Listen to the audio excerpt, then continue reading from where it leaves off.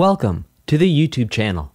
Today, you will learn about whether new technology like Synthesia and AI will be able to replace music teachers like Dan Spencer, author, music teacher, podcaster, and YouTuber within the next 5 to 10 years. Let's get started. Just kidding, it's me. All right, seriously though, let's do this thing.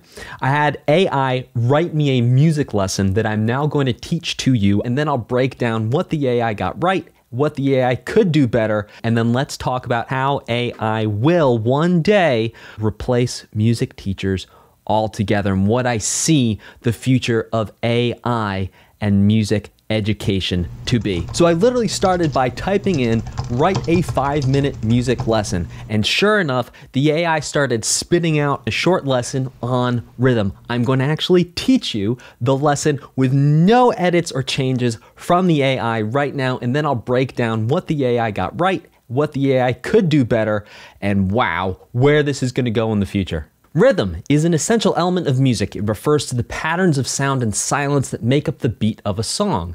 The beat is the pulse of the music, and it's what people tap their foot or nod their head to. There are many different ways to create rhythm in music. One way is by using different rhythms in the percussion instruments like drums, cymbals, and claves. Another way is by using different rhythms in the melodies played by instruments like guitars, pianos, and saxophones. One important aspect of rhythm is the concept of meter. Meter refers to the grouping of beats in regular patterns. For example, a common meter in music is 4/4 time, which means that there are 4 beats in a measure, and each beat is a quarter note. This creates a strong, steady pulse that people can easily follow and dance to. You can also create rhythm by using different note values. For example, if you play a series of quarter notes, it will sound very different than if you play a series of eighth notes.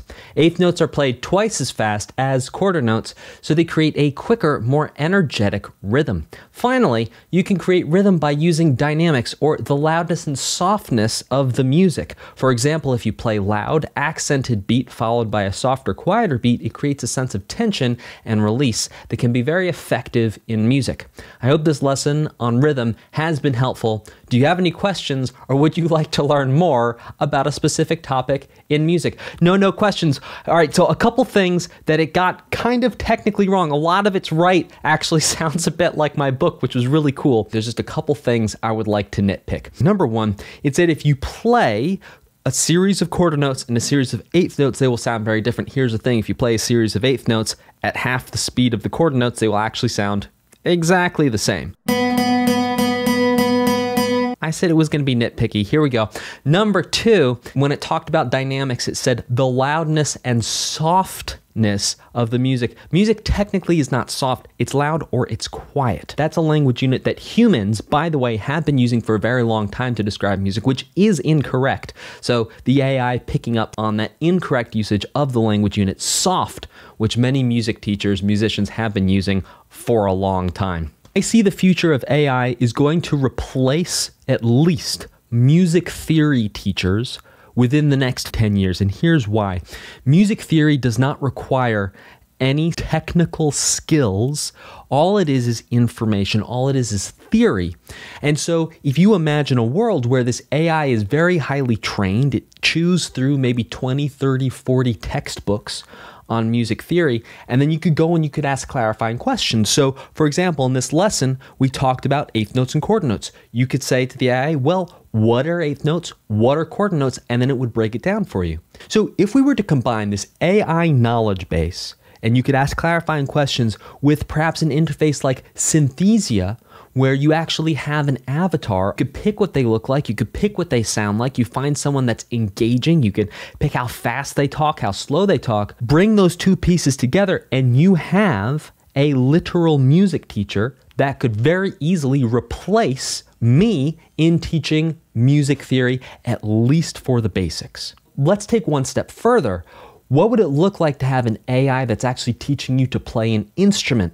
Now, I've been thinking about this a lot, and I think that the next frontier of music learning is actually going to be in virtual reality, because the technical abilities that you need to master to play an instrument interface very well with being able to actually look at a guitar. So if you could put on a pair of VR glasses, have your instrument like this, but every single part of the instrument was mapped in 3D space on your VR, or some type of enhanced reality where you're able to see both the real world and the VR that's being projected into the 3D space at the same time. You then could see where you should put your thumb, where you should put your fingers, how to move your fingers, how far away your fingers should be from the strings, and other small technical things like that. And I think that the revolution in music learning is first going to go to VR for instruments and then have AI come into VR and then completely replace music teachers, except for dealing with very complex or specific techniques